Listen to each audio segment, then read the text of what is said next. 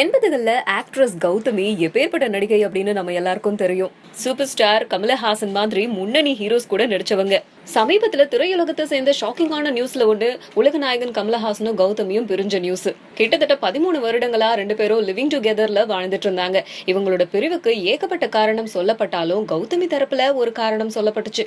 கௌதமிக்கு சந்தீப் அப்படிங்கிறவர் கூட திருமணமாச்சு. அவங்களுக்கு கருத்து வேறுபாடு ஏற்பட்டதுனால பிரிஞ்சுட்டாங்க. அவங்க 2 பேருக்கும் பிறந்தவங்க தான் சுப்புலட்சுமி.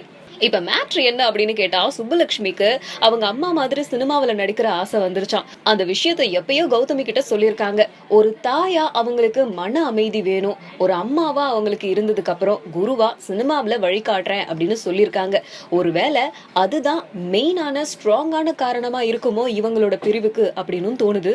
எது எப்படி இருந்தாலும் தனுஷ், சிவகார்த்திகேயன் மாதிரியான முன்னணி ஹீரோஸ் கிட்டையும் பல இயக்குனர்கள் கிட்டையும் தன்னோட பொண்ணுக்காக கதை கேட்டுட்டு இருக்காங்களாம், ஆப்பர்ச்சுனிட்டிஸும் கேட்டுட்டு இருக்காங்களாம். சோ நடிக்கிறது அப்படின்னா சாதாரண விஷயம் இல்ல, அதுக்கு முறைப்படி சில பயிற்சிகள்லாம் எடுக்கணும். அதனால தன்னோட பெண்ணுக்கு நடன பயிற்சி, நடிப்பு பயிற்சி அப்படின்னு எல்லாத்துலயும் சேர்த்துக்கிட்டு இருக்காங்களாம் கௌதமி. அம்மாவோட பேரை வச்சு ஒரு ஹீரோயினா இல்லாம தனக்குன்னு தனியா ஒரு பேரை சம்பாதிக்கணும் அப்படிங்கிறது தான் சுப்புலட்சுமியோடைய ஆசையா. சோ அதுக்காக ஒரு குருவாவும் அம்மாவாவும் கௌதமி இப்ப அவங்களுக்கு ஹெல்ப் பண்ணிட்டு இருக்காங்க.